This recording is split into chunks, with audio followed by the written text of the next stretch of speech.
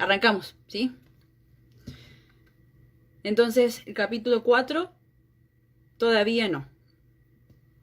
Después de mucho discutirlo, sacamos los dos cuerpos afuera con cuidado y los colocamos al final del porche. Sencillamente no había espacio dentro para disponerlos de manera adecuada y, dadas las circunstancias, no podemos dejar que a Arch le quepa ninguna duda más que las necesarias, había dicho Jamie, poniendo punto final a las discusiones. Si el cuerpo está a plena vista, es posible que salga, o tal vez no, pero sabrá que su mujer ha muerto. Lo sabrá, repuso Bobby Higgins, lanzando una mirada intranquila a los árboles. ¿Y qué crees que hará entonces? Jamie se quedó un momento inmóvil mirando hacia el bosque, y después negó con la cabeza. Llorémoslas, dijo con voz queda. Por la mañana veremos lo que hay que hacer. No fue un velatorio corriente, pero se llevó a cabo con toda la ceremonia que pudimos. Amy había donado para la señora Buck su propia mortaja, confeccionada después de su primera boda y cuidadosamente guardada. Y a la abuela MacLeod la envolvimos con unos retales de mi camisa de recambio y un par de delantales cosidos para darles un aspecto respetable. Las colocamos una al lado del porche, pie con pie, con un platito de sal y una rebanada de pan sobre el pecho, aunque no había ningún comedor de pecados disponible. Yo había llenado de ascuas un pequeño brasero y lo había colocado cerca de los dos cuerpos, y acordamos que nos turnaríamos durante la noche para velar a las difuntas, pues el porche no podía albergar a más de 2 o 3 personas. La luna sobre el pecho de la nieve recién caída les dio a los objetos el brillo de mediodía. Recité en voz baja, y así fue. Tras la tormenta, los 3/4 de luna arrojaron una luz pura y fría que hizo que destacara cada árbol cubierto de nieve, claro y delicado como una pintura realizada en tinta japonesa. Entretanto, en las ruinas distantes de la casa grande, el revoltijo de vigas carbonizadas ocultaba lo que fuera que se encontrara debajo. Jamie y yo íbamos a hacer el primer turno. Cuando él lo anunció, nadie discutió la decisión. Nadie lo mencionó, pero la imagen de Arch Buck acechando en el bosque estaba en la mente de todos. ¿Crees que estará ahí? Le pregunté a Jamie en voz baja. Señalé con la cabeza en dirección a los oscuros árboles tranquilos de sus blandas mortajas. Si fueras tú la que está ahí tendida, Annie, respondió Jamie mirando las inmóviles figuras blancas al final del porche. Querría estar a tu lado, vivo o muerto. Ven y siéntate. Tomé asiento junto a él con el brasero cerca de nuestras rodillas arropadas en la capa. Pobres, dijo al cabo de un rato. Estamos muy lejos de Escocia.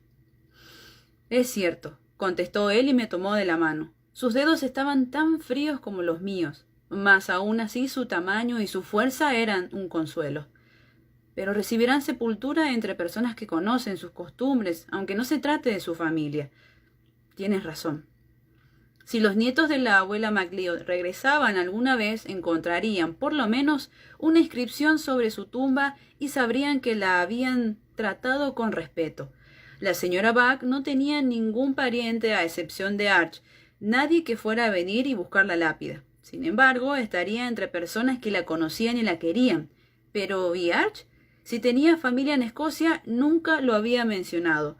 Su esposa lo había sido todo para él, al igual que él para ella.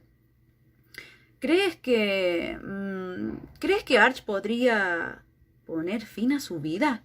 Inquirí con delicadeza. Cuando lo sepa. Jamie negó con la cabeza categórico. No, respondió. No es su estilo.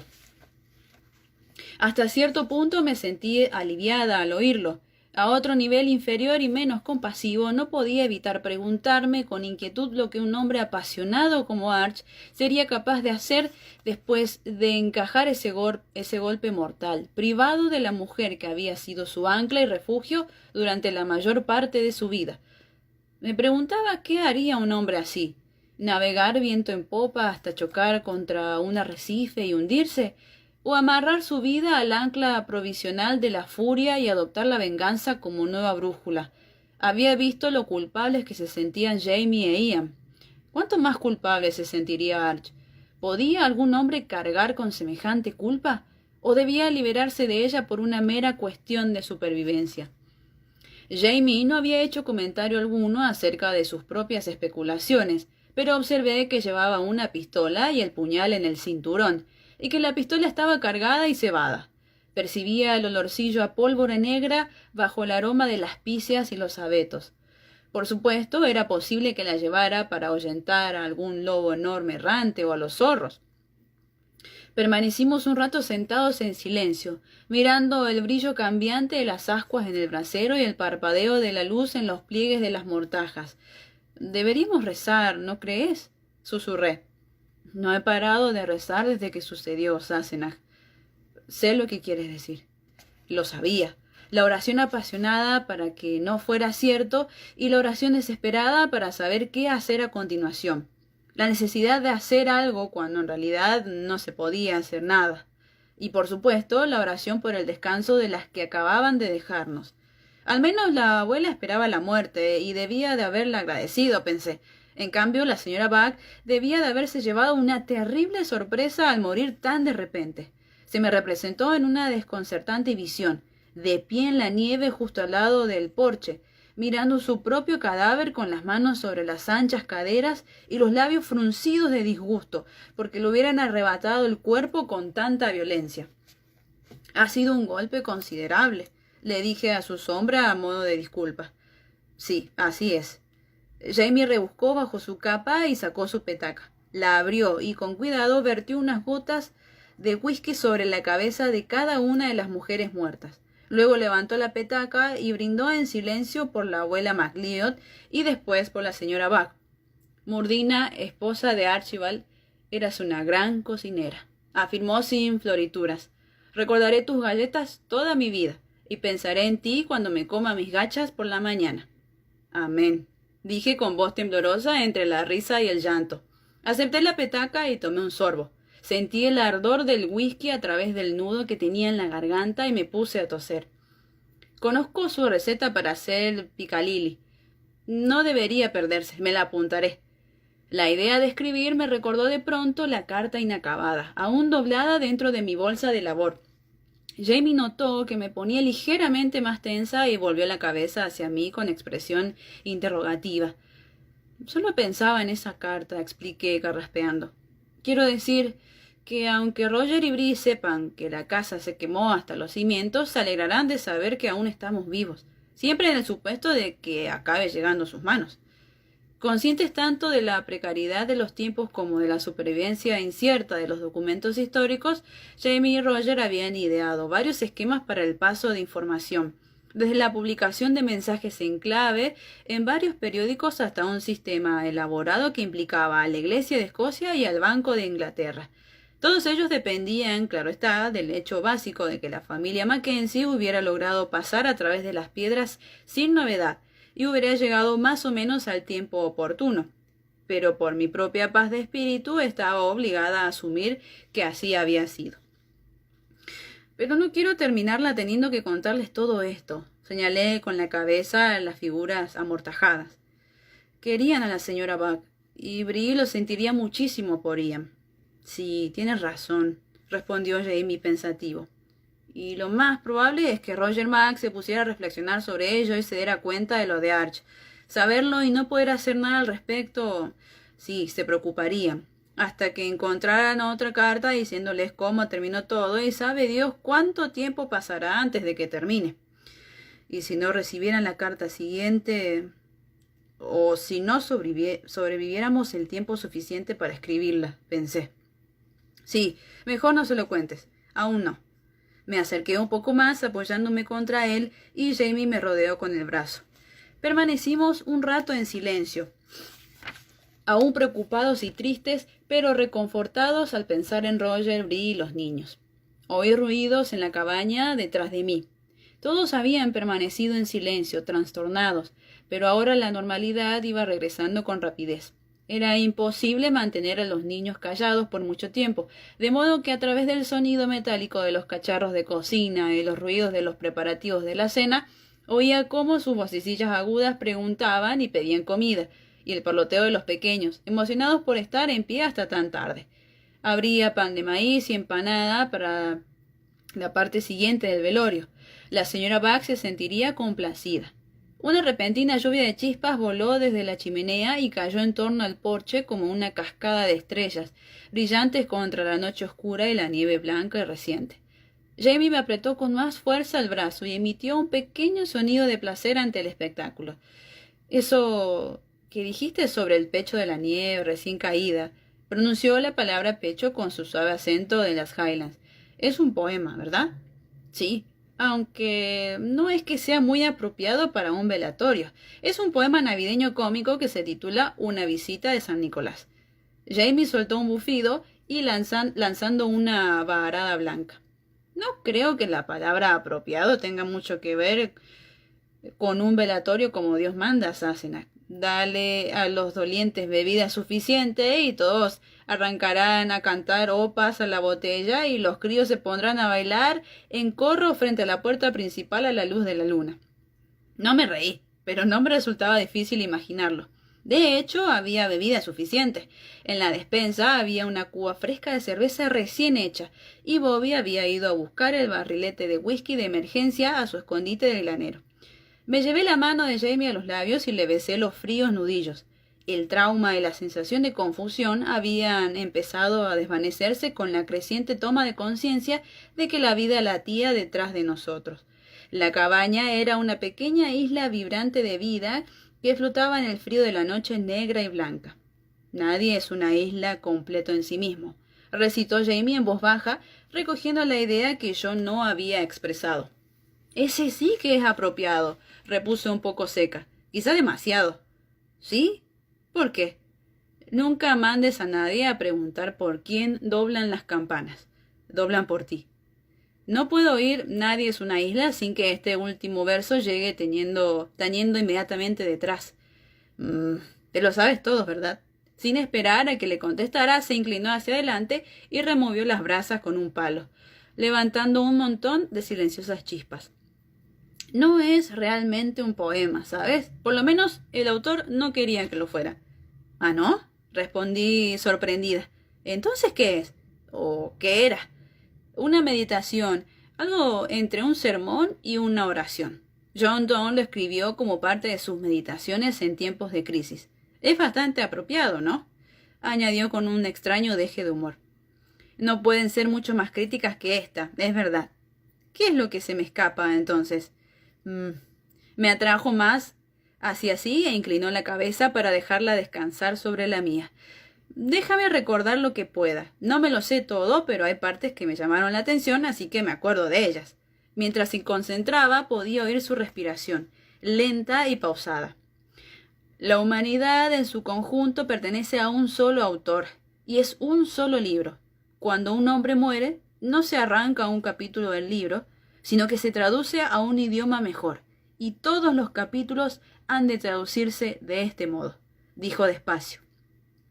Luego hay fragmentos que no me sé de memoria, pero me gustaba este. La campana dobla por quien cree que dobla por él. Su mano presionó suavemente la mía, y que aunque calle de nuevo, desde el preciso instante en que dobló por él, está unido a Dios. Medité sobre ello unos instantes. Tienes razón. Es menos poético, pero un poco más optimista. Lo sentí sonreír. Siempre me lo ha parecido, sí. ¿De dónde lo has sacado? John Gray me prestó un libro diminuto de poemas de Donne cuando estaba preso en Hillwater. Este era uno de ellos. Un caballero muy culto. Dije algo molesta por ese recordatorio del sustancial pedazo de la vida de Jamie que John Gray había compartido y yo no, pero alegrándome a regañadientes de que hubiera tenido un amigo durante aquellos tiempos tan duros. ¿Cuán a menudo, me pregunté de repente, había oído Jamie tañer esa campana? Me incorporé, estiré el brazo para alcanzar la petaca y tomé un trago purificador. El olor a comida horneada, cebolla y carne que se cocía a fuego lento se filtraba a través de la puerta y mi estómago rugía de modo indecente. Jamie no se daba cuenta. Con los ojos entornados miraba al oeste donde yacía el bulto de la montaña oculto por las nubes. Los chicos McLeod dijeron que cuando bajaron en los puertos la nieve llegaba ya a la altura de la cadera, observó. Si aquí hay 30 centímetros de nieve nueva en el suelo, en los puertos altos debe haber 90. No iremos a ninguna parte hasta el deshielo de primavera, Sassenach. Tiempo suficiente para grabar unas lápidas como es debido, por lo menos, añadió con una mirada a nuestras silenciosas invitadas. Entonces, ¿todavía quieres volver a Escocia? Lo había mencionado después de que la casa grande se quemase, pero no había vuelto a sacarlo a colación desde entonces. Yo no estaba segura de si lo había dicho en serio o había sido simplemente una reacción a la presión de los acontecimientos de aquella época. Sí, quiero ir. Me parece que no podemos quedarnos aquí, respondió con cierto pesar. Cuando llegue la primavera, las tierras del interior volverán a estar en ebullición. Ya nos hemos acercado bastante al fuego. Levantó la barbilla en dirección a los restos carbonizados de la casa grande. No tengo interés en que me hacen la próxima vez. Bueno, sí. Tenía razón, sabía que tenía razón. Podíamos construir otra casa, pero era poco probable que nos permitieran vivir en ella en paz. Entre otras cosas, Jamie era, o al menos había sido, coronel de la milicia. Como no sufría ninguna incapacidad física ni estaba ausente, no podía abandonar esa responsabilidad. Además, en las montañas el sentimiento general no era en modo alguno favorable a la rebelión. Sabía de muchas personas a las que habían golpeado, quemado, llevado a los bosques o a los pantanos, o a las que habían matado en el acto como consecuencia directa de haber expresado imprudentemente sus sentimientos políticos. El mal tiempo nos impedía partir, pero también suponía un obstáculo para el movimiento de las milicias o de las bandas errantes de bandidos. Esa idea me produjo un súbito escalofrío y me estremecí. ¿Por qué no entras, Anin?, preguntó Jamie al darse cuenta. Podré soportar vigilar solo un rato. Claro, y saldremos con el pan de maíz y la miel y te encontraremos tumbado junto a las viejas señoras con un hacha en la cabeza. Estoy bien. Tomé otro sorbo de whisky y le tendí la petaca. Pero no tendríamos por qué ir necesariamente a Escocia, señalé, observándolo mientras veía. Podríamos ir a New Bern. Allí podrías unirte a Fergus en el negocio y en la imprenta. Eso era lo que había dicho que deseaba hacer. Viajar a Escocia, ir a buscar la prensa que había dejado en Edimburgo y luego volver para unirse a la lucha, armado de plomo en forma de tipos de imprenta en lugar de balas de mosquete. Yo no estaba segura de cuál de ambos métodos sería más peligroso. No supondrás que tu presencia impediría que Arch intentara abrirme la cabeza, si eso es lo que tienes en mente. Jamie esbozó una breve sonrisa ante la idea, con los ojos rasgados, reducidos a triángulos. No, Fergus tiene derecho a ponerse en peligro si quiere, pero yo no tengo derecho a arrastrarlos conmigo a él y a su familia cuando el riesgo sea mío. Lo que me dice cuánto necesito saber acerca del tipo de cosas que tienes intención de publicar. Y tal vez mi presencia no podría impedir que Arch fuera por ti, pero al menos podría gritar ¡cuidado! Si lo viera acercarse sigilosamente por detrás. Siempre te querré detrás de mí, Sassenach, me aseguró muy serio. Ya sabes lo que quiero hacer, ¿verdad? Sí, repuse con un suspiro. De vez en cuando tengo la vana esperanza de equivocarme por lo que a ti respecta, pero nunca lo hago. Eso hizo que se echara a reír de improviso. No, no te equivocas, admitió. Pero sigues aquí, ¿no? Levantó la petaca para beber a mi salud y tomó un trago. Es agradable saber que alguien me echará de menos cuando caiga. No me ha pasado desapercibido ese cuando en lugar de sí, espeté con frialdad. Siempre ha sido cuando, Sassenach, repuso con ternura. Todos los capítulos han de traducirse de ese modo, ¿no? Respiré hondo y observé cómo brotaba mi aliento como un penacho de vaho. Espero sinceramente no tener que hacerlo, señalé. Pero de darse el caso, ¿querrías que te enterraran aquí o que te llevaran de vuelta a Escocia? Estaba acomodándome de una lápida matrimonial de granito que había en el cementerio de St. Kilda, con su nombre grabado y también el mío. Aquella maldita cosa casi me había provocado un ataque al corazón cuando la vi, y no estaba segura de haber perdonado a Frank por ello, a pesar de que con ella había logrado lo que se había propuesto. Jamie lanzó un leve bufido que no llegaba a ser una risa. Tendré suerte si me entierran, Sassenach. Es mucho más probable que me ahogue, que me queme o que dejen que me pudra en algún campo de batalla. No te preocupes. Si tienes que deshacerte de mi cadáver, simplemente déjalo fuera para que se lo coman los cuervos. Tomaré nota, contesté. ¿Te disgustará ir a Escocia?, preguntó arqueando las cejas. Suspiré. A pesar de que sabía que no iba a descansar bajo aquella lápida en cuestión, no podía librarme de la idea de que en algún momento moriría allí. No, me disgustará abandonar las montañas. Me disgustará ver que te pones verde y echas las tripas en el barco, y quizá me disguste lo que te pase por el camino hasta dicho barco, pero Edimburgo y presas aparte, tú quieres ir a Lallybroch, ¿verdad? Asintió, con los ojos fijos en las brillantes ascuas. El brasero arrojaba una luz débil pero cálida sobre el arco rojizo de sus cejas, y describía una línea brillante que bajaba por el largo y recto puente de su nariz. Hizo una promesa, ¿verdad? Afirmó con sencillez. Dije que llevaría al joven Ian de vuelta junto a su madre, y después de esto será mejor que vaya. Asentí en silencio. Más de 5.000 kilómetros de océano tal vez no bastarían para que Ian escapase de sus recuerdos, pero aquello no le iría mal. Y quizá la alegría de ver a sus padres, a sus hermanos y a sus hermanas, las Highlands, quizá lo ayudara a curarse. Jamie tosió y se frotó los labios con un nudillo. Y hay una cosa más, dijo con cierta timidez. Otra promesa, podríamos decir. ¿Qué? Entonces volvió la cabeza y me miró a los ojos con los suyos, oscuros y serios. Me he jurado a mí mismo, declaró, que nunca me pondré frente a mi hijo desde el otro lado del cañón de una pistola. Respiré profundamente y asentí. Tras unos momentos de silencio aparté la vista de las mujeres amortajadas. No me has preguntado qué quieres que hagan con mi cuerpo. Lo dije al menos medio en broma para animarlo, pero sus dedos se cerraron de manera tan brusca sobre los míos que lancé un grito sofocado. No, respondió en voz baja, y nunca lo haré. No me miraba a mí, sino la blancura que teníamos delante. No puedo pensar en ti muerta, Claire. Cualquier cosa, pero eso no. No puedo. Se puso en pie de pronto. Un golpeteo de madera, el sonido de un plato de peltre al caer, y unas voces implorantes que se alzaron en el interior de la cabaña me ahorraron tener que contestar. Tan solo asentí con un gesto y dejé que me ayudara a levantarme mientras la puerta se abría derramando luz. La mañana amaneció clara y brillante, con 30 centímetros escasos de nieve en el suelo. A mediodía, los carámbanos que colgaban de los aleros de la cabaña habían empezado a desprenderse, cayendo como dagas sin orden ni concierto, con un sonido intermitente, seco y apagado. Jamie e Ian habían ido al pequeño cementerio situado en lo alto de la colina para ver si se podían cavar lo suficiente en la tierra como para abrir 2 tumbas decentes. Lleven a Aidan y a uno o dos de los otros chicos, les había indicado durante el desayuno. Aquí solo serán un estorbo. Jamie había lanzado una mirada penetrante, pero había asentido. Sabía de sobra lo que estaba pensando. Si Archibald no sabía aún que su mujer había muerto, si los veía cavar una tumba, sin duda sacaría conclusiones.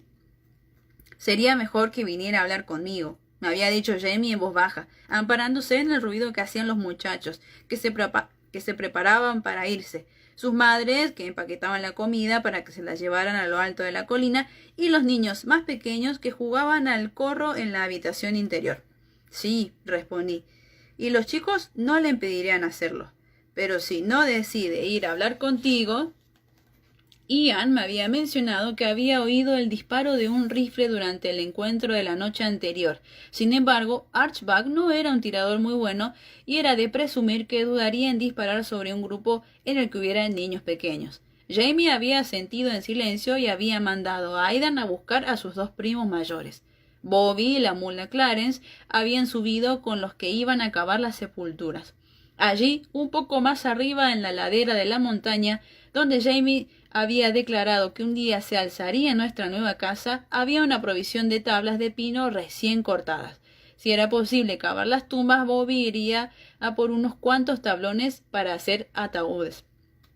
Ahora, desde el lugar donde me encontraba en el porche delantero, veía a Clarence, muy cargada, pero descendiendo la colina a pasos menudos con la gracia de una bailarina, y apuntando a uno y otro lado con las orejas como para ayudar a mantener el equilibrio.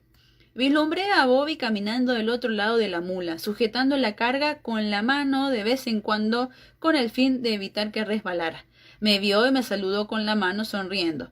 La A marcada a fuego en su mejilla era visible incluso a esa distancia, lívida comparada con la piel colorada por el frío. Lo saludé a mi vez y volví a entrar en la casa para decirles a las mujeres que sí habría funeral.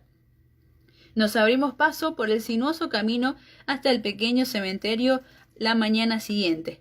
Las dos ancianas, insólitas compañeras en la muerte, yacían una junto a otra en sus ataúdes sobre un trineo tirado por Clarence y una de las mulas de las mujeres McCallum, una burrita negra llamada Pudding. No llevábamos nuestras mejores galas. De hecho, nadie tenía galas, con la excepción de Andy McCallum Higgins, que se había puesto un pañuelo de boda con encajes en señal de respeto. Sin embargo, la mayoría íbamos limpios y al menos los adultos teníamos un aspecto sobrio y atento, muy atento. ¿Cuál de ellas era la nueva guardiana, mamá?, le preguntó Aidan a su madre mirando los dos ataúdes mientras el trineo crujía colina arriba por delante de nosotros. ¿Quién murió primero? Pues no lo sé, Aidan, contestó Amy con un aire ligeramente desconcertado. Miró los ataúdes con el ceño fruncido y luego me miró a mí. ¿Lo sabe usted, señora Fraser? La pregunta me cayó como una piedra y parpadeé. Lo sabía, por supuesto, pero con cierto esfuerzo evité mirar los árboles que flanqueaban el camino. No tenía idea de dónde se encontraba Arch exactamente, pero estaba cerca, no me cabía la menor duda. Y si estaba lo bastante cerca como para oír una conversación... Una de las supersticiones de la Highland sostenía que la última persona enterrada en un cementerio se convertía en su guardián y debía defender de todo mal a las almas que descansaban en él hasta que otra persona muriera y ocupara su lugar. Tras lo cual el primer guardián quedaba libre y podía subir al cielo. No creía que a Arch le hiciese feliz la idea de que su mujer estuviera atrapada en la tierra protegiendo las tumbas de presbiteranos y pecadores como Malva Christie. Sentí un ligero estremecimiento en el corazón al recordar a Malva, quien, ahora que lo pensaba, era presumiblemente la actual guardiana del cementerio. Presumiblemente, porque aunque sabía que otras personas habían muerto en el cerro después de Malva, ella había sido la última a quien habían dado sepultura en el cementerio. Su hermano Alam estaba enterrado cerca de allí, en una tumba secreta y sin lápida, medio metida en el bosque. No sabía si estaba lo bastante cerca como para que contara. Y su padre, tosí cubriéndome la boca con el puño y carraspeando contesté. La señora MacLeod. Estaba muerta cuando volvimos a la cabaña con la señora Buck. Lo que era estrictamente cierto. Me pareció mejor no mencionar que ya estaba muerta cuando salí de la cabaña. Había estado mirando a Amy mientras hablaba. Volví la cabeza hacia el camino y allí estaba él, frente a mí. Arch Buck, con su capa negra manchada de óxido, la blanca cabeza descubierta y baja siguiendo el trineo a través de la nieve, lento como un cuervo incapaz de volar. Un débil estremecimiento recorrió a los dolientes. En ese momento volvió la cabeza y me vio. —¿Le importaría cantar, señora Fraser? —inquirió en tono quedo y cortés. —Me gustaría enterrarla con los ritos debidos. Yo... sí, por supuesto. Muy nerviosa busqué a ciegas algo apropiado. Sencillamente no estaba a la altura del desafío de elaborar un caitris, un lamento por los muertos, y menos aún de componer las lamentaciones formales que tendría un auténtico funeral de primera clase en las Highlands. Me decidí a la carrera por un salmo gaélico que Roger me había enseñado, y sería fein Aspuajal Dom. Se trataba de un salmo cantado, cada uno de cuyos versos había de ser entonado por un chantre y repetido después por la congregación. Sin embargo, era sencillo, y aunque mi voz sonaba fina e insustancial en la montaña, los que me acompañaban lograron sostenerla, de modo que cuando llegamos al camposanto habíamos alcanzado un nivel respetable de volumen y fervor. El trineo se detuvo al borde del claro cercado de pinos. A través de la nieve, medio derretida, asomaban unas cuantas cruces de madera y algunos montones de piedras, y las dos tumbas recién excavadas en el centro. Tenían un aspecto fangoso y brutal. La vista hizo cesar el canto tan de repente como un jarro de agua fría. El sol se filtraba pálido y brillante a través de los árboles y había un montón de trepadores gorjeando en las ramas al borde de la explanada, incongruentemente alegres. Jamie había estado guiando a las mulas y no se había vuelto a mirar cuando apareció Arch. Ahora, sin embargo, se volvió hacia él al tiempo que le indicaba con un leve gesto el ataúd más próximo y le preguntaba en voz baja: —¿Quieres volver a ver a tu mujer? Solo entonces, cuando Arch asintió y se situó a un lado del trineo, me di cuenta de que, aunque los hombres habían sujetado con clavos la tapa del ataúd de la señora MacLeod, habían dejado suelta la de la señora Buck. Bobby e Ian la levantaron con la vista fija en el suelo. Arch se había soltado el pelo en señal de duelo. Nunca se lo había visto suelto antes. Era un caballero fino, de un blanco puro, y se agitó sobre su rostro como una nube de humo cuando él se inclinó y retiró con suavidad la mortaja del rostro de Murdina. Tragué saliva con fuerza apretando los puños. Le había extraído la flecha. No había sido una tarea agradable, y después le había envuelto con esmero el cuello con una venda limpia antes de peinarla. Tenía un buen aspecto, aunque estaba terriblemente cambiada. Creo que no la había visto nunca sin cofia, y el vendaje de la garganta le confería el aire severo y formal de un pastor presbiteriano. Vi que Arch se encogía muy ligeramente y que su garganta se movía. Recobró casi de inmediato el control de su rostro, pero observé las arrugas que se le surcaban en la cara, de la nariz a la barbilla, como branquias sobre arcilla blanda, y el modo en que abría y cerraba las manos una y otra vez, buscando agarrarse a algo que no estaba allí. Se quedó mirando largo rato hacia el interior del féretro, y luego rebuscó dentro de su escarcela y sacó algo. Cuando volvió a colocarse la capa, vi que su cinturón estaba vacío. Había venido desarmado. El objeto que tenía en la mano era pequeño y brillante. Se inclinó e intentó sujetarlo en el sudario, pero al faltarle los dedos no lo logró. Siguió intentándolo con torpeza. Murmuró algo en gaélico y acto seguido me miró con algo parecido al pánico en los ojos. Acudí de inmediato junto a él y tomé el objeto de su mano. Era un broche, una joya muy delicada con la forma de una golondrina en pleno vuelo.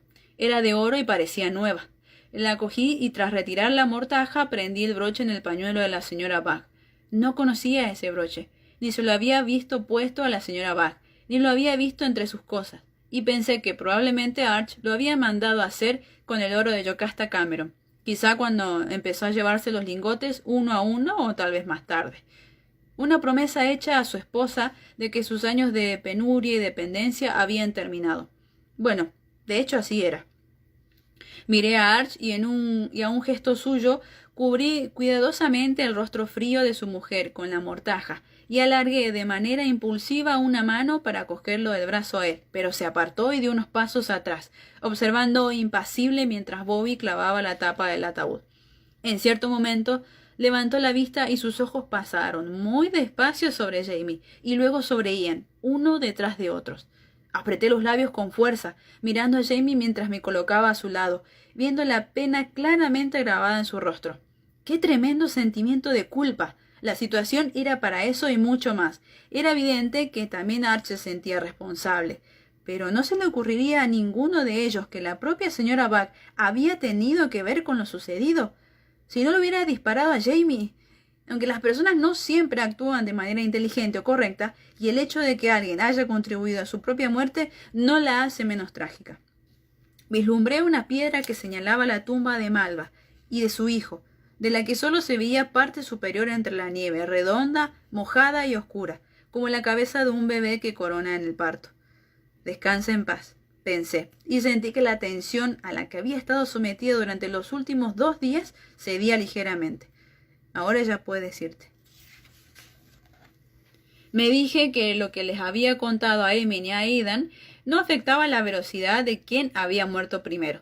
Sin embargo, teniendo en cuenta la personalidad de la señora Buck, pensé que a ella tal vez sí le gustaría estar al mando, cloqueando y preocupándose por las almas residentes, como si se tratara de su bandada de queridísimos pollos, ahuyentando a los malos espíritus con una palabra incisiva y blandiendo una salchicha. Pensando en ello, logré superar la breve lectura de la Biblia, los rezos, el llanto de mujeres y niños, la mayoría de los cuales no tenían idea de por qué lloraban, el descenso de los ataúdes del trineo, el rezo bastante inconexo del Padre Nuestro. Eché mucho de menos a Roger y la impresión de orden tranquilo y de compasión genuina que transmitía cuando oficiaba un funeral. Además, él tal vez habría sabido qué decir en elogio de Murdina Buck. de modo que nadie habló al terminar la oración, y se produjo una larga e incómoda pausa durante la cual la gente cambió incómoda de postura, pues nos hallábamos sobre 30 centímetros de nieve y las enaguas de las mujeres estaban empapadas hasta las rodillas. Vi a Jamie sacudir ligeramente los hombros como si el abrigo le estuviera demasiado estrecho, y al mirar el trineo donde se encontraban las palas ocultas bajo una manta. Pero antes de que pudiera hacerles un gesto a Ian y a Bobby, el primero inspiró hondo y dio un paso adelante. Se acercó a donde aguardaba el ataúd de la señora Buck, frente a su afligido cónyuge, y se detuvo con la evidente intención de hablar. Arch lo ignoró durante largo rato, mirando a la fosa, pero al final levantó la cara impasible a la espera. Fue mi mano la que causó la muerte de esta... Ian tragó saliva. De esta mujer de gran valía. No le quité la vida por maldad ni a propósito, y lo siento mucho, pero fue mi mano la que la mató. Rollo gimió con suavidad junto a su amo, intuyendo su tristeza, pero Ian le puso una mano en la cabeza y se tranquilizó. Sacó el cuchillo de su cinturón y lo dejó sobre el ataúd, delante de Arch Buck. A continuación se irguió y lo miró a los ojos. Una vez, en una época terrible, le hizo usted un juramento a mi tío, y le ofreció una vida por otra, por esta mujer. Yo juro por mi arma y le ofrezco lo mismo. Apretó los labios con fuerza por unos instantes, y su garganta se movió mientras sus ojos permanecían oscuros y serenos. Pienso que tal vez usted no lo dijera en serio, señor, pero yo sí. Me di cuenta de que estaba conteniendo el aliento y me forcé a respirar. Me pregunté si eso sería parte del plan de Jamie. Ian estaba claramente convencido de lo que decía. Sin embargo, la probabilidad de que Arch aceptase en el acto aquella oferta y le cortara ahí en el cuello delante de una docena de testigos era muy pequeña, por intensos que fueran sus sentimientos. Pero si declinaba en público la oferta, se abría la posibilidad de una recompensa más formal y menos sangrienta, aunque el joven Ian quedaría liberado de por lo menos parte de la culpa. Maldito escocés de las Highlands, pensé mirando a Jamie, no sin cierta admiración. Aún así, sentía que con escasos segundos de diferencia los recorrían pequeñas descargas de energía, y que las reprimiría todas y cada una. No interferiría en la tentativa de expiación de Ian, pero tampoco consentiría que le hicieran daño si, por una casualidad, Arch optaba por la sangre. Y era evidente que lo consideraba una posibilidad. Miré a Arch y yo también lo pensé. El anciano miró un momento a Ian con las espesas cejas hechas un revoltijo de rizados pelos grises y debajo los ojos también grises y fríos como el acero. Sería demasiado fácil, muchacho, dijo por fin en un tono como de hierro oxidado. Miró a Rollo, que permanecía junto a Ian con las orejas erguidas y cautas ojos de lobo. ¿Me das a tu perro para que lo mate? La máscara de Ian se rompió en un segundo. La consternación y el horror hicieron que pareciera joven de repente. Oí cómo cogía aire y se serenaba, pero respondió con voz quebrada. No, contestó. Él no ha hecho nada. El crimen lo he cometido yo, no él. Entonces Arch sonrió muy levemente, aunque la sonrisa no asomó a sus ojos. Sí, es verdad. Además, solo es una bestia llena de pulgas, no una esposa. Pronunció la palabra esposa apenas en un susurro. Su garganta se movió al tiempo que carraspeaba. Luego desplazó despacio la mirada de Ian a Jamie y a continuación me miró a mí. No una esposa, repitió con suavidad. Creí que la sangre corría ya fría por mis venas. Se me había helado el corazón. Sin prisas, Arch miró lentamente a ambos hombres, uno tras otro. Primero a Jamie, luego a Ian, a quien observó por un instante que pareció toda una vida. Cuando tengas algo que valga la pena coger, muchacho, volverás a verme, dijo sin levantar la voz, y acto seguido dio media vuelta y se perdió entre los árboles.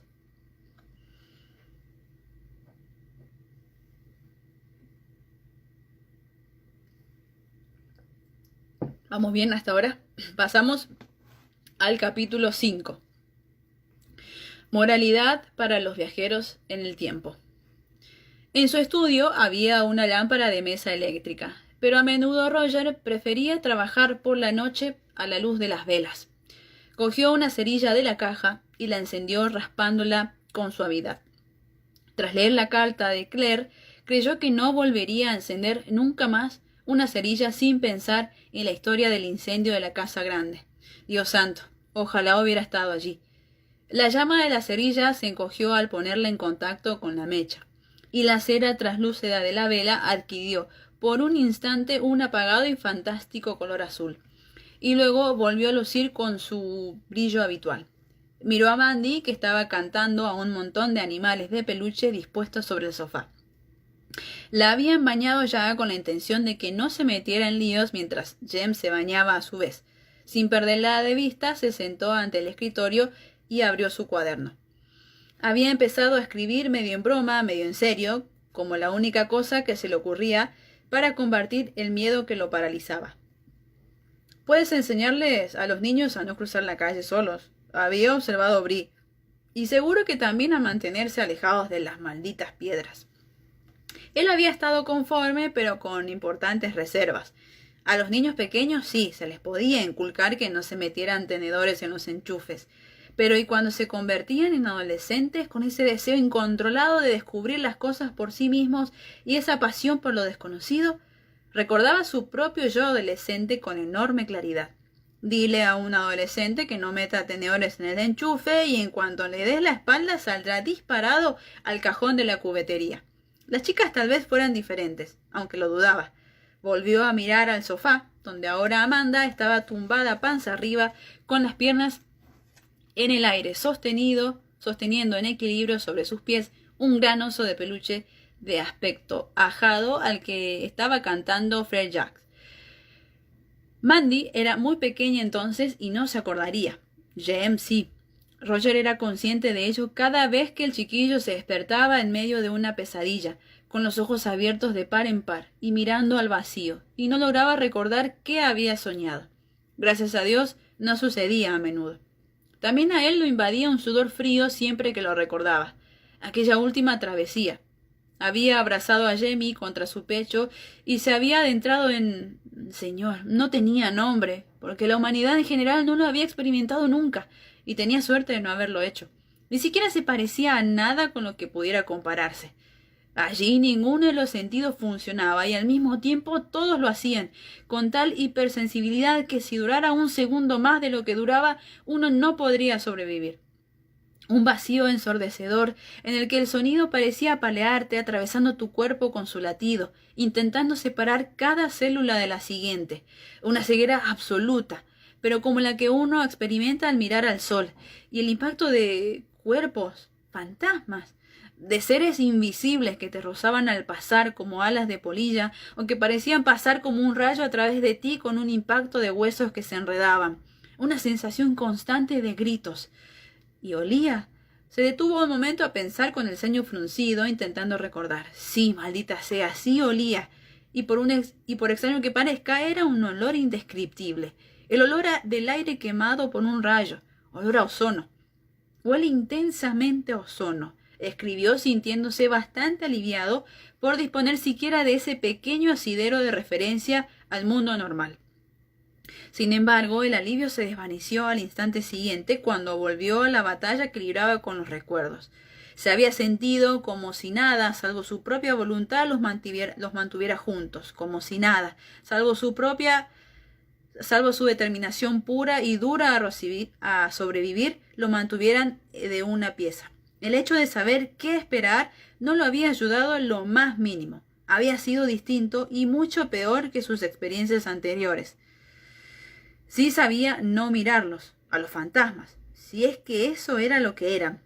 Mirar no era la palabra correcta, prestarles atención. De nuevo, no había ninguna palabra que lo definiera, y suspiró exasperado. Sonné le matinée. Din, dan, dom. Cantó suavemente a coro con ella. Din, dan, dom. Tamborileó con la pluma en el papel durante un minuto pensativo, y acto seguido meneó la cabeza y volvió a inclinarse sobre el papel, intentando explicar su primera tentativa, la ocasión en que había estado a momentos, centímetros, a un mínimo grado de separación impensable de encontrarse con su padre y de la destrucción. Creo que uno no puede cruzar la cronología de su propia vida, escribió despacio. Tanto Brie como Claire, las científicas, le habían asegurado que dos objetos no podían existir en el mismo espacio, ya fueran partículas subatómicas o elefantes. De ser cierto, eso explicaría por qué uno no podía existir dos veces en el mismo periodo de tiempo, se dijo. Daba por sentado que había sido ese fenómeno lo que casi lo había matado en su primer intento. Cuando entró en las piedras estaba pensando en su padre, y presumiblemente estaba pensando en su padre tal como el Roger lo había conocido, lo que por supuesto había sucedido durante el periodo de su propia vida.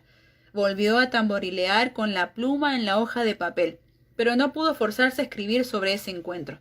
Más adelante. En su lugar, volvió al rudimentario esquema que encabezaba el libro. Una guía práctica para viajeros en el tiempo. 1. Fenómenos físicos. A. Enclaves conocidos. Líneas telúricas. B. Herencia genética. C. Mortalidad. D. La influencia y las propiedades de las gemas. E. Sangre. Había tachado este último punto, pero mientras lo miraba vaciló. ¿Tenía la obligación de contar todo lo que sabía, creía o sospechaba? Claire pensaba que la idea de que un sacrificio de sangre fuera necesario o útil era una tontería, una superstición pagana sin validez real. Tal vez tuviera razón. Al fin y al cabo, la científica era ella. Pero él tenía el turbador recuerdo de la noche en que Gaylis Duncan había cruzado las piedras. Unos largos cabellos rubios que revoloteaban arrastrados por las ráfagas de aire cada vez más violentas de un fuego y las guedejas onduleantes que se recortaban unos instantes contra el frente de un monolito, el asfixiante olor a petróleo mezclado con la carne que se quemaba, y aquel tronco, que no era un tronco, carbonizado en medio del círculo.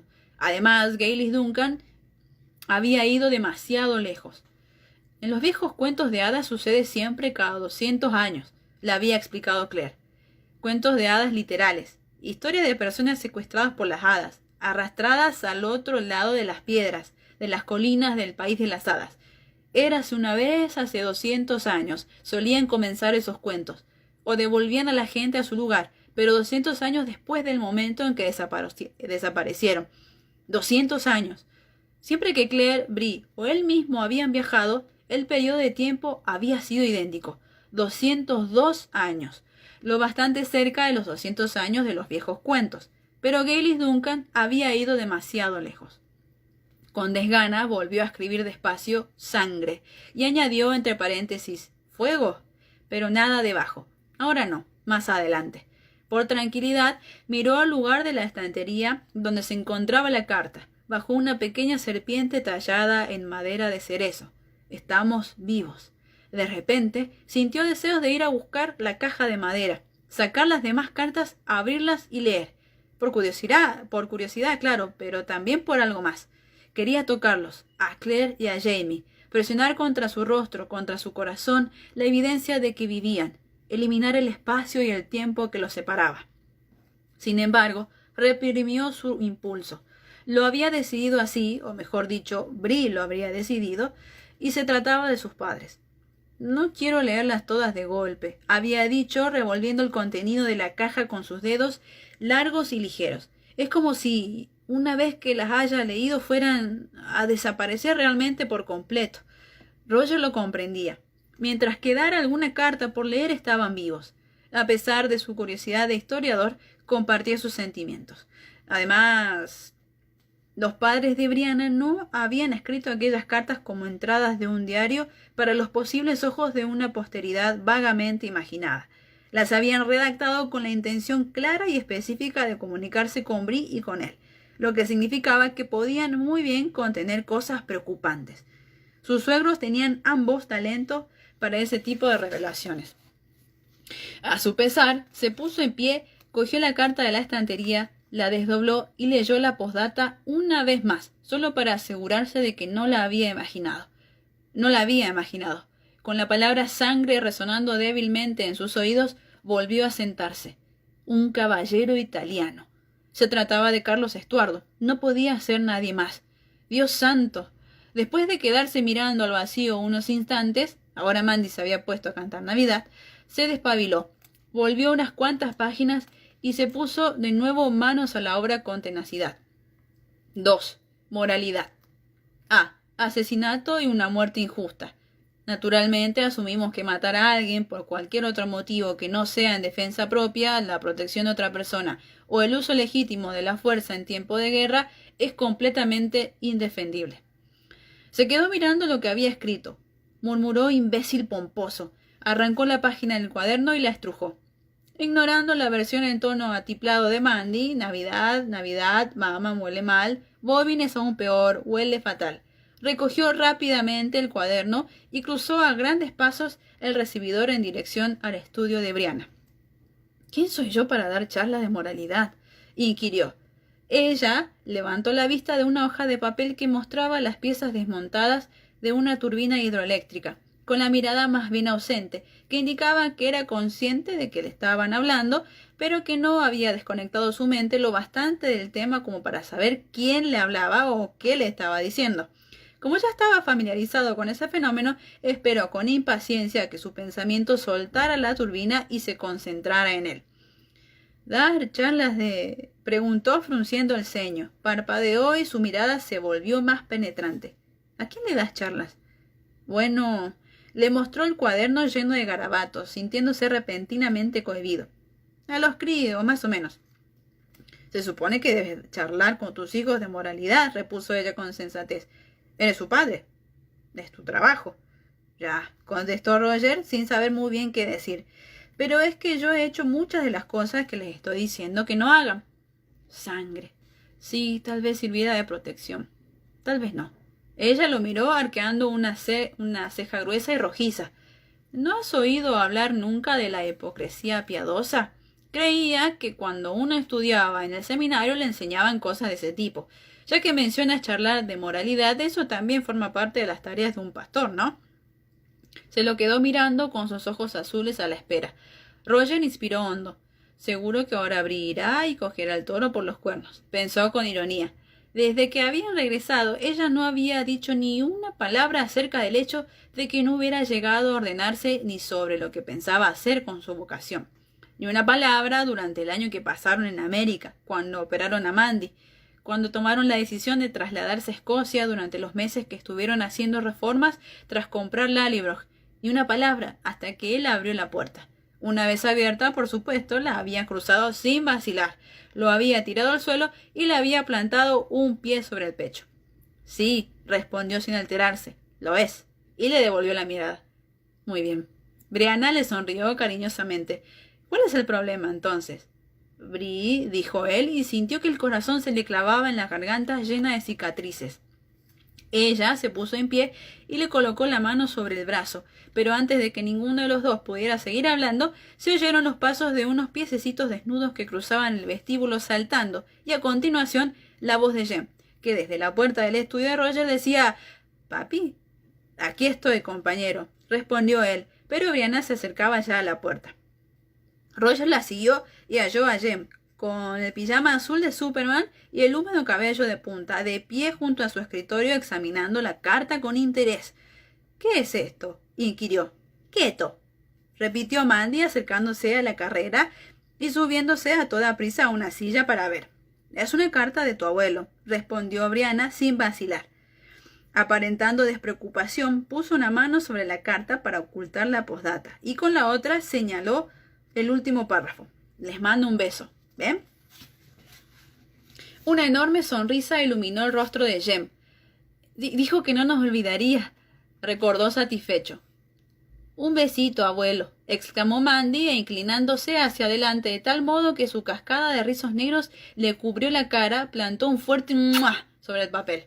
Entre divertida y horrorizada, Bri cogió la carta, la secó, pero el papel, a pesar de ser tan viejo, era resistente. «No ha pasado nada», declaró y le tendió la carta a Roger con un gesto desenfadado. «Venga, ¿qué cuento vamos a leer esta noche?» «Mis amigos los aminales». «Animales», corrigió Jem, inclinándose con el fin de que su hermana pudiera ver bien cómo articulaba las palabras con claridad. «Mis amigos los animales». «Vale», replicó ella amistosa. «Yo primero», y salió corriendo por la puerta, riendo a carcajadas, seguida muy de cerca por su hermano. Brianna tardó 3 segundos en agarrar a Roger por las orejas y besarlo con fuerza en la boca. Luego lo soltó y salió tras su prole. Sintiéndose más feliz, Roger se sentó mientras escuchaba el alboroto que armaban arriba al lavarse los dientes y la cara. Entre suspiros, volvió a guardar el cuaderno en el cajón. Queda mucho tiempo, pensó. Pasarán años antes de que lo necesiten. Montones de años. Dobló la carta con cuidado y poniéndose de puntillas la dejó en el estante más alto de la librería, desplazando la pequeña serpiente para no estropearla. Luego apagó la vela y fue a unirse a su familia. Postdata. Veo que voy a tener la última palabra. Un extraño privilegio para un hombre que vive en una casa que alberga, en el último recuento, a 8 mujeres. Tenemos intención de irnos del cerro en cuanto deshiele y marcharnos a Escocia para recuperar mi prensa y regresar con ella. Viajar en estos tiempos no es seguro, y no puedo prever cuándo o si será posible volver a escribir. Tampoco sé si podrán hacerlo ustedes. Quería hablarles del traslado de los bienes, propiedad de un caballero italiano que los Cameron tenían en fideicomiso. No creo sensato llevarlos con nosotros, y por consiguiente los hemos dejado en un lugar seguro. Jem sabe dónde. Si en algún momento los necesitan, díganle que el español los está guardando. En tal caso, hagan que un cura los bendiga. Están manchados de sangre. Algunas veces desearía poder ver el futuro. Mucho más a menudo doy gracias a Dios por no poder hacerlo. Pero siempre, siempre veré sus rostros. Besa a los niños por mí. Tu padre que te quiere, J.F. Una vez los niños se hubieran lavado los dientes y después de besarlos y meterlos en la cama, sus padres regresaron a la biblioteca con un vaso de whisky y la carta. Un caballero italiano. Bree miró a Roger alzando una ceja con un gesto que a éste le recordó tan de inmediato a Jamie Fraser que dirigió involuntariamente la mirada a la hoja de papel. Se refiere a Carlos Estuardo. No puede referirse a nadie más. Ella cogió la carta y volvió a leer la postdata, quizás por 12ª vez. Y si de verdad se refiere a Carlos Estuardo, entonces los bienes... Ha encontrado el oro. Y Jem sabe dónde está. Roger no pudo evitar decir esto último en tono interrogativo, al tiempo que levantaba los ojos hacia el techo, encima del cual era de suponer que sus hijos dormían como angelitos arrebujados en pijamas con personajes de dibujos animados. Bree frunció el ceño. ¿Tú crees? Eso no es exactamente lo que dijo papá, y si lo sabía, es un secreto de una importancia tremenda para confiárselo a un chiquillo de 8 años. Es cierto. Aunque solo tuviera 8 años, Jem era muy bueno guardando secretos, pensó Roger. Pero Bree tenía razón. Su padre nunca cargaría a nadie con el peso de una información peligrosa, y menos aún a su queridísimo nieto. Desde luego no sin una buena razón, y la postdata dejaba bien claro que aportaba esos detalles solo por si eran útiles en caso de necesidad. Tienes razón. Jem no sabe nada del oro, ni tampoco de ese español, sea lo que sea. ¿Te ha mencionado algo parecido alguna vez? Bree negó con la cabeza y acto seguido se volvió justo cuando una repentina ráfaga de viento entraba por la ventana abierta a través de las cortinas, impregnada de lluvia. Se puso en pie y corrió a cerrarla, y luego subió a toda prisa la escalera para cerrar las ventanas de arriba, tras hacerle a Roger un gesto con la mano para que fuera a comprobar las de la planta baja. Lallybrook era una casa grande y curiosamente bien provista de ventanas. Los niños se pasaban el día contándolas, pero nunca obtenían el mismo resultado 2 veces seguidas. Roger pensó que podía contarlas él mismo algún día y dejar así el asunto zanjado, pero era reacio a hacerlo. La casa, como la mayoría de las construcciones viejas, tenía una personalidad bien definida. Lallybrook era acogedora, eso sí, grande y elegante, construida de modo que resultaba más bien cómoda que importante, con los ecos de múltiples generaciones murmurando en sus paredes. No obstante, era un lugar que también tenía sus secretos, sin duda alguna, y ocultar el número de ventanas que tenía suponía mantener la impresión de que era una casa bastante traviesa. Las ventanas de la cocina, ahora equipada con una nevera moderna, unos fogones de haga y tuberías decentes, aunque conservaba sus antiguas encimeras de granito manchadas de jugo de arándanos y de la sangre de piezas de caza y aves de corral, estaban todas cerradas. Las comprobó, a pesar de todo, del mismo modo que las de la trascocina.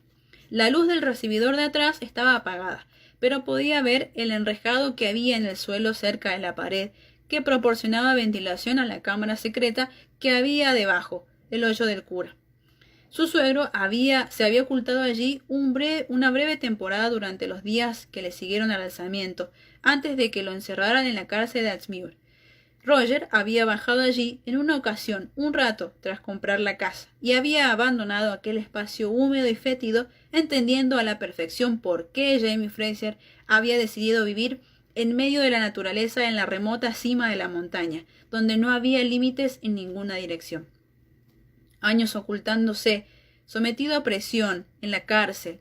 Jamie Fraser no era un político, y sabía mejor que la mayoría cuál era el precio de la guerra, fuera cual fuese su presunto propósito. Pero Roger había visto de vez en cuando a su suegro frotarse distraído las muñecas, de las que habían desaparecido hacía mucho las marcas de los grilletes, aunque no el recuerdo de su peso. A Roger no le cabía la más mínima duda de que Jamie Fraser o vivía libre o moría, y por unos instantes deseó, con una intensidad que le royó los huesos, poder estar con él para luchar a su lado. Había empezado a llover. Oyó el golpeteo de la lluvia sobre los tejados de pizarra de los edificios adyacentes, y luego, cuando arreció, la acometida que envolvió la casa en niebla y agua. Por nosotros y por nuestra prosperidad, dijo en voz alta pero serena. Era un pacto entre los dos, tácito pero absolutamente entendido. Lo único que importaba era conservar la familia, proteger a los niños. Y si el precio que había que pagar era la sangre, el sudor o el alma, lo pagarían. «Euch va», dijo con un leve gesto en dirección al hoyo del cura. «Buenas noches». Permaneció un rato más en la vieja cocina sintiendo el abrazo del edificio, su sólida protección frente a la tormenta. La cocina había sido siempre el corazón de la casa, pensó, y el calor de los fogones le pareció tan reconfortante como lo había sido el fuego del hogar, ahora vacío. Encontró a Brianna al pie de la escalera. Se había cambiado para irse a la cama, que no era lo mismo que irse a dormir. En la casa siempre hacía frío, y además la temperatura había bajado varios grados con el chaparrón. Sin embargo, no llevaba su ropa de lana, sino un fino camisón de algodón blanco de aspecto engañosamente inocente, con una pequeña cinta roja entrelazada. La tela blanca se adhería a la forma de sus pechos como una nube al pico de una montaña. Roger se lo mencionó y ella se echó a reír, pero no hizo ninguna objeción cuando él los tomó con sus manos, sintiendo sus pezones contra la palma, redondos como guijarros a través del fino tejido. «¿Subimos?», susurró Brianna, inclinándose delante, recorrió el labio inferior de él con la punta de la lengua. «No», respondió Roger, y la besó con fuerza, sobreponiéndose al cosquilleo del tacto de su lengua. «En la cocina. Ahí todavía no lo hemos hecho».